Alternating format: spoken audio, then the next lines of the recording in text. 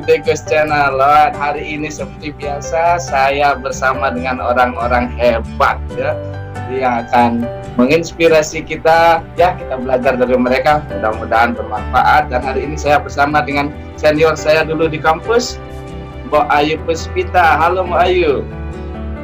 Halo semuanya. Halo Ngurah juga. Tadi saya kenal Mbak Ayu dulu di Undiksa, jurusan bahasa Inggris ya. Kalau nggak salah selisih 1 tahun Mbak Ayu. Iya. Tahun atau 2 tahun? Enggak, kamu kan lebih tua 10 tahun dari saya. Nah, Mbak Ayu sekarang kesibukannya apa? Kesibukannya menikmati hidup dan menikmati bermain dengan hidup. Oke, mungkin kerjaannya apa gitu kali ya. Kesibukannya ngapain? Banyak, saya punya usaha interpreting namanya Bali Interpreting. Jadi itu layanannya untuk interpreting juru bahasa dan juga menerjemahkan dokumen, membuat dubbing film kayak gitu. Wow, untuk training video. Hubungannya dengan bahasa Inggris kemarin ya? Oh, masih ada hubungannya ini? Masih dong. Juru bahasaan juga masih, penerjemahan juga masih. Terus saya ada beberapa bisnis yang lain. Saya ada Bali Blessings. Bali Blessings itu layanan spiritual. Jadi saya ada ritual tiap bulan, mengantar mereka yang mau melakukan ritual full moon, purnama, tilem, ada ritual, meditasi, pembersihan Pancamabut dan semacamnya. Pembakaran menyan aja Mbak. Datang orang bule. Banget, itu kan dulu waktu kita teater. Mau jadi bandukun ya. Terus ada juga bisnis saya namanya Connection First. Nah, di sini saya mengajar compassionate communication atau komunikasi tanpa kekerasan. Jadi saya mengajarkan beberapa kursus dasar dalam komunikasi tanpa kekerasan. Kemudian juga ada kursus yang lain namanya Mastering Self Empathy atau ya, what's mastering dalam bahasa Indonesia? Ya, menguasai ilmu empati diri. Bagaimana sih kalau kita berlaku kasih terhadap diri? Sebab biasanya kalau kita kalau hidup kita susah atau banyak kekerasan yang terjadi, ataupun kita misalnya nggak bisa mengontrol amarah atau kekecewaan atau merasa depresi, itu biasanya karena kita kurang berperilaku kasih terhadap diri, dan itu ada ilmunya juga. Ini dia jawabannya kenapa selalu terlihat ceria berarti ya. Nah, tunggu dulu Mbak Ayu.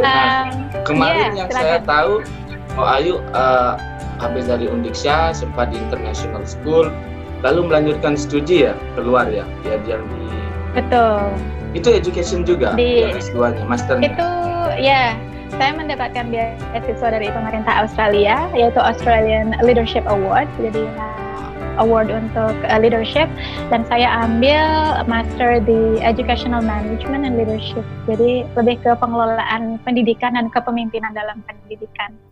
Nah, ini dia pertanyaan saya. Itu kan sudah masternya pendidikan, gitu kan? Betul. Benar, fondasinya benar-benar pendidikan. Tapi kok melompat ke compassionate communication, yaitu ya, ada juga ngajar yogis juga ya, sempat ke India juga. Iya. Aca. Gimana itu Mbak Ayu? Apa yang membuat Mbak Ayu melompat? Bukannya udah nyaman sana kemarin terakhir waktu di Jimbaran ya, di spa itu ya, manajer sana ya? Iya, betul. Saya sempat general bikin manager, materi ini. Iya, betul. Ngurah sempat bekerja dengan saya untuk menyusun modul pembelajaran ya. Modul pembelajaran. Untuk guru-guru saya. Iya, betul. Ayo, gimana? Kenapa?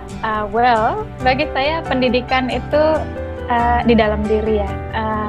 Of course, basicnya dasar saya sebagai guru, dan sekarang pun di komunikasi tanpa kekerasan saya mengajar. Saya memilih ini kenapa? Karena ini yang belum diajarkan di sekolah. Kita diajarin suruh belajar bahasa Inggris, bahasa Jepang, bahasa Korea. Kok nggak ada yang ngajarin kita berkomunikasi? Kenapa masih banyak pertengkaran? Kenapa masih banyak kekerasan di dalam rumah tangga? Kenapa negara-negara bertengkar satu sama lain? Kalau Ngurah coba pikir-pikir, kita hidup di sini kan kita ada hubungan dengan diri ataupun hubungan dengan orang kan. jembatannya itu komunikasi, bahasa ya, oke, bahasa yang kita ucapkan, kita berbicara dalam bahasa Indonesia, atau sama orang bule ngomong pakai bahasa Inggris, oh whatever. Tapi kenapa seni berkomunikasi itu seperti apa? Bagaimana caranya berkomunikasi sehingga kadang-kadang pernah kan, oh saya memang ngomong gitu, tapi maksudnya nggak gitu kan? Itu artinya tidak paham cara berkomunikasi. Bagaimana caranya kita berkomunikasi agar kalau memang tujuannya untuk berhubungan dengan orang lain, membina hubungan, atau dengan anak, kita ingin hubungan yang harmonis, kita ingin ketenangan, kita ingin kebahagiaan, bagaimana cara kita berkomunikasi sehingga ini terwujud? Kadang kalau orang punya banyak judgment terhadap dirinya sendiri, atau orang bilang, oh kamu pasti nggak pernah berhasil, kamu itu orangnya nggak bisa, kamu orangnya ceroboh, itu sudah komunikasi kan? Kita menerima apa yang dikomunikasikan kepada orang lain, dan ini membentuk yang disebut dengan core belief, atau kepercayaan terhadap diri bahwa kita ini bla bla bla bla bla, dan kemudian kita menemukan bahwa oke, saya punya banyak ide kok, tapi kok nggak terwujud, nggak pernah kesampaian ya gitu. Atau setelah berapa tahun kemudian sebenarnya cita-citaku jadi ini tapi nggak pernah nyampe. Itu artinya banyak ketakutan yang menjadi penjara pada diri itu satu. Dan kemudian ketika iya betul. Dan kemudian dalam hubungan dengan orang lain, kenapa sih kalau sama orang ini selalu salah sangka? Kenapa sih dia selalu marah sama saya? Apapun yang saya bilang, dia selalu ngegas gitu loh. Kenapa sih gitu? Atau mungkin orang lain yang berkata seperti itu tentang kita. Nah, ini juga ilmu komunikasi. Dan saya rasa ini hal yang sangat fundamental dan harus diajarkan di setiap sekolah. Nggak melulu anak kita mesti disuruh, kamu mesti loh belajar bahasa Inggris, itu bahasa global. Tapi yang justru lebih terpenting adalah ilmu komunikasi itu apa? Bagaimana cara kita mendengarkan? Bagaimana cara kita mengekspresikan diri sehingga kita benar-benar kalau memang mau itu bisa terjadi gitu. Hubungan bisa harmonis, rumah tangga bisa harmonis. Orang tua ngasih tahu anaknya dan anaknya mau melakukan dengan senang hati, seneng kan? Komunikasi dengan istri lancar. Kita ngomong ini, istrinya mau, atau keluarga kemudian menjadi maju, masyarakat berkomunikasi dengan baik sehingga bisa maju, negara berkomunikasi satu sama lain dengan baik sehingga mereka bisa bekerja sama dan bisa mengatasi permasalahan yang ada. Alangkah indahnya. So, saya mengambil ini sebagai misi personal saya gitu. Itu sebabnya saya. Di mana Mbak Ayu dapat ilmunya ini? Sorry. Gimana ilmunya benar? Ininya kan manajemen pendidikan. Nah, gimana bisa siswa percaya kalau Mbak Ayu ini benar-benar mastering ini sehingga saya percaya Mbak Ayu ngajar saya gitu. Gimana? Jadi, saya pergi ke barat mencari kitab suci.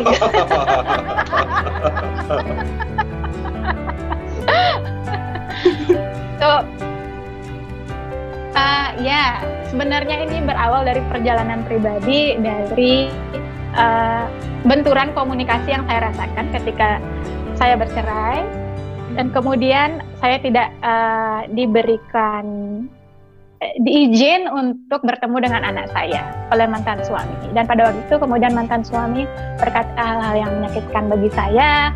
Dia mengancam mau membunuh saya, dan saya sedih dong. Kenapa? Karena saya sendiri yang saya inginkan adalah anak saya mendapatkan kasih sayang dari ayahnya, karena itu yang tidak pernah saya dapatkan, ya. Dan tetapi saya juga ingin memberikan kasih sayang pada anak saya. Nah, saya juga paham, dia mungkin sakit hati, dia marah, tapi saya yakin, saya tidak mau menculik dia. Saya terlalu sayang sama anak saya untuk melakukan hal itu, karena saya mau dia mendapatkan kasih sayang utuh dari kedua belah pihak. Dan saya yakin, pasti ada cara. Tapi waktu itu saya nggak nemu caranya. Selama 5,5 tahun saya nggak dikasih ketemu anak saya. Saya marah, balik dong dia marah, menyerang saya, ya kan? Dia mengancam saya. Apa yang saya bisa bilang, kalau saya ngancam balik atau berkata kasar, nanti benar-benar disembunyikan anak saya, dan saya tidak mau itu. Atau saya kemudian merengek-rengek, menangis juga nggak mempan, jadi mentok ke sini salah, ke situ salah, pokoknya semua arah sudah dicoba, mentok. Nah, kemudian pada waktu itu saya menjadi interpreter pada acara pelatihan internasional untuk komunikasi tanpa kekerasan yang ada di Ubud selama 9 hari dengan ya mungkin sekitar 15 fasilitator dari seluruh dunia datang untuk memberikan materi. Dari situ, dari waktu saya interpreting, kemudian saya belajar, oh wow, ada yang disebut dengan komunikasi tanpa kekerasan, non-violent communication. And then di sanalah saya belajar, oh, jadi bisa ya, mendengarkan itu mesti bisa mendengarkan beyond words, mendengarkan bahkan melampaui kata-kata yang kita dengar. Soalnya kalau saya mendengarkan kata-kata, saya mau bunuh kamu nggak boleh ketemu anak. Kalau saya dengarkan kata-katanya aja, marahan, reaktif. Tapi ketika saya dengarkan beyond that, oh, sebenarnya dia sedih, sebenarnya dia kesepian, ya. Sebenarnya dia juga marah, tapi juga ada mungkin ya rasa tidak berdaya. Ini salah satunya yang bisa dia sampaikan, karena di Bali mau bilang apa kalau mau bilang laki-laki semacam apa kalau kamu memberi akses mengasihi mantan istrimu untuk melihat anak, kan gitu. Jadi bagi dia untuk juga itu tidak ada pilihan begitu ya. Gengsi lah. Nah, setelah saya belajar skill itu untuk tidak mendengarkan kata-katanya, tapi mendengarkan lebih dalam, masukin ke hati, mencoba merasakan apa sebenarnya yang dia sampaikan, apa yang dia rasakan saat ini. Itu adalah kali pertama mantan suami saya mengilustrasikannya sebagai, ada satu kejadian pada waktu kita bicara, dia bilang, entah apa yang terjadi, tapi semua amarah saya luruh. That's the magic bagi saya. Itu keajaibannya bagi saya. Dan setelah mempraktekkan ilmu dalam komunikasi tanpa kekerasan ini, saya mentok selama 5,5 tahun, tapi hanya dengan mempraktekkan ini dalam waktu 5,5 bulan, dia minta maaf dan dia menyadari, oh ya, sebenarnya maksudnya Ayu hanya memberikan kasih sayang pada anak. Dan ya, sampai sekarang kami adalah dua sahabat yang baik.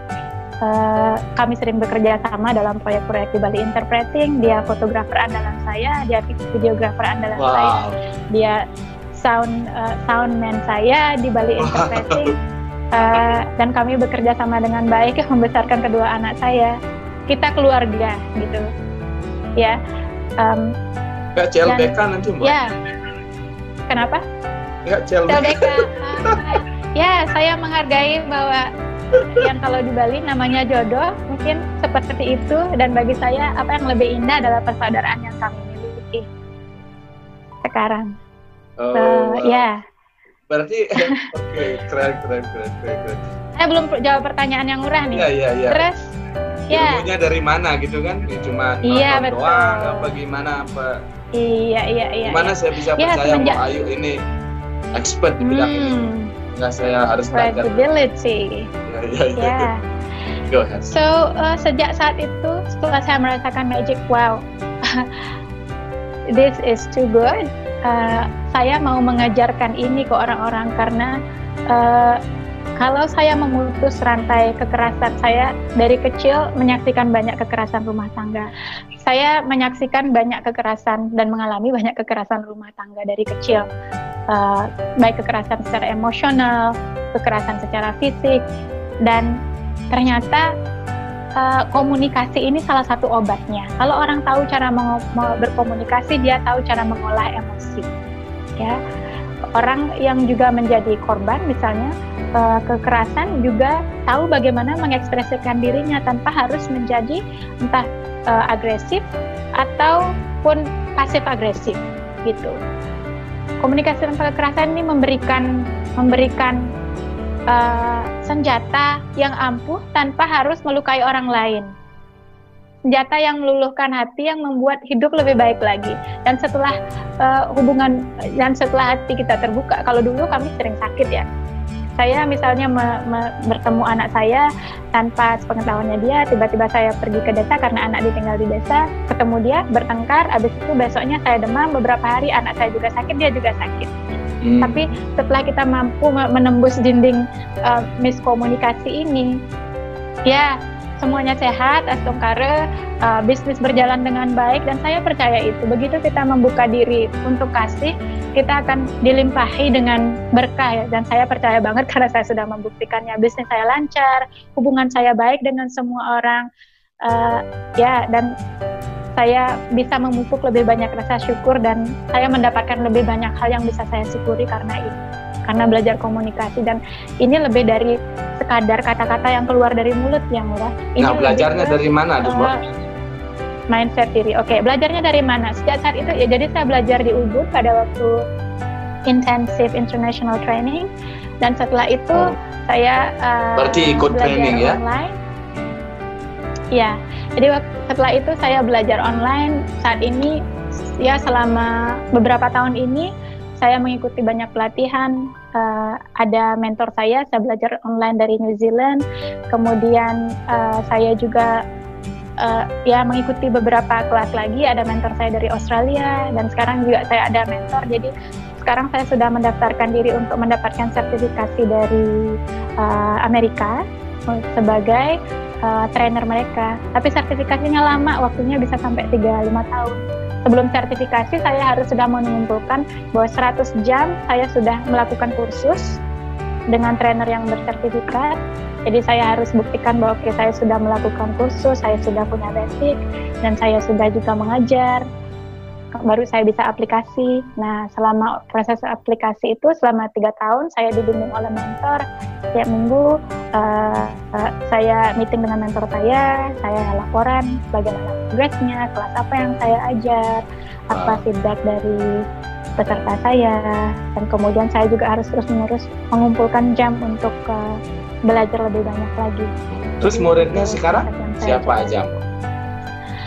Sekarang kelas saya online, murid saya ada dari banyak negara karena online. Jadi ada dari Kanada, ada dari Inggris, ada dari Australia, ada dari Amerika juga. Untuk akhir bulan ini, untuk pertama kalinya saya akan buka kelas dalam bahasa Indonesia. Sebelumnya kelas saya cuma berbahasa Inggris saja. Jadi akhir bulan ini saya akan buka kelas bahasa Indonesia. Sebelumnya saya agak ragu-ragu karena kadang-kadang kalau saya ngomong dalam bahasa Indonesia, karena sudah terlalu seringnya ngomong bahasa Inggris setiap hari. Dan bukunya ini mesti saya terjemahkan, kadang-kadang aduh bisa nggak ya, kadang-kadang nggak kagok ngomongnya gitu. Tapi it's time, kayaknya sudah waktu saya juga membawa ini lebih banyak ke teman-teman. Gimana caranya kalau teman-teman mau ikut kelasnya Mbak Ayu? Ya, bagaimana caranya? Tinggal bisa WhatsApp saya atau kirim pesan di Messenger. Nanti saya juga akan post link kelas saya. Saya ada Facebook page untuk kelas ini, itu di page Connection First. Jadi saya akan post kelasnya. Sudah ada beberapa orang yang tertarik untuk mau ikut kelas dalam bahasa Indonesia. Jadi saya nanti bisa kasih linknya di situ. Wah, oke. Jadi buat teman-teman yang tertarik mengenai compassionate communication ya, komunikasi tanpa kekerasan ya, bisa masuk di apa nama page-nya lupa. Connection First. Connection First. Oke, coba cek sana, bisa kontak langsung Mbak Ayu nih nanti ya. Oke, good. Oke, next nih Mbak Ayu. Mbak Ayu juga interpreting, juga ngajar yoga juga kan? Ngajar yoga juga ya. Nah, yoganya tuh di mana dapat ilmunya? Saya belajar dari guru saya orang Kanada. Waktu itu beliau punya tempat ngajar yoga di Ubud. Jadi saya mengambil senang belajar nih Mbak Ayu. Semua ya, gimana? Ya, bagi saya kalau diri itu kita ada badan fisik, ya kan? Jadi emang mesti dijaga juga, jaga dengan olahraga, bisa juga dengan yoga. Terus ada juga badan emosional, ya, perasaan kita, badan mental body itu pikiran kita, itu semua bagian dari diri ya kan. Badan spiritual, atma, dan kemudian ada badan energi. Kadang kan ngerasa kalau masuk ke ruangan, kok rasanya nggak enak ketemu orang ini. Energi, aura, bayu gitu, ya. So energetical body. Nah, kenapa yoga? Karena bagi saya itu juga salah satu cara untuk bagi saya untuk menjaga semua bagian dari diri. Waktu baru bercerai, saya selama 2 tahun selalu sakit. Pertama saya selalu mau bunuh diri karena frustasi tidak bisa ketemu anak. Setiap kali, paling enggak 5 kali sehari pengen bunuh diri. Kalau lagi nyetir kayaknya pengen mobilnya pengen ditabrakin atau mau dibawa ke jurang. Depresi sekali karena saya rindu anak saya. Kemudian saya selalu sakit tiap bulan. Kalau sudah cek ke lab, oh jantung ibu mengecil, oh ginjalnya yang satu udah kecil banget. Infeksi, selalu ke rumah sakit tiap bulan, selalu sakit paling enggak 3-5 hari. Terus waktu itu karena selalu hampir bunuh diri, sampai pada suatu hari saya bangun pagi, pada waktu itu pertama kalinya saya sudah mau bangun, kemudian akhirnya suara itu udah berapa kali sih saya bilang, udah ambil pisaunya itu sekarang, it's enough, udah cukup kamu akhiri saja begitu. Jadi saya baru bangun, saya lihat sudah berhalusinasi, lihat darah di mana-mana, cipratan darah di dinding. Terus udah deh, capek juga melawan keinginan untuk bunuh diri ini. Saya mau ke dapur ambil pisau, tapi itu untuk pertama kalinya dalam hidup saya dengar suara lain, enggak, kamu mesti hidup. Siapa yang akan mengubah cerita Prabha? Ya kan, akan memperjuangkan bahwa cinta itu kalau semua orang mengatakan bahwa kamu tidak akan bisa bertemu ibumu karena itu lumrah di Bali. Bahkan ketika saya pulang kampung pun semua keluarga saya bilang, relakan saja, nanti kalau sudah besar toh nyari kamu. Tapi hati saya nggak bisa, karena saya mau menjaga anak saya mau membantu dia sekolah, dan saya yakin pasti ada cara. Walaupun sepertinya pada waktu itu seisi dunia menentang bahwa itu nggak mungkin, kamu perempuan, kamu relakan saja. Tapi gimana mau rela, saya itu buah hati. Terus kemudian, kamu tidak bisa mati sekarang, kata suara itu. Siapa yang akan mengubah cerita anak kamu kalau kamu pergi? Berarti dia akan hidup dengan cerita itu, bahwa wanita tidak boleh punya suara, bahwa wanita harus mengalah, bahwa wanita tidak bisa berhasil.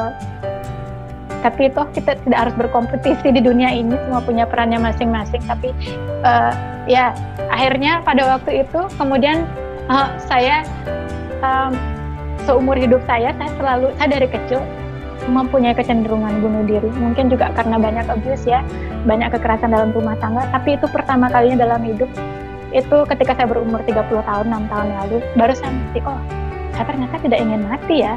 Lalu apa artinya hidup?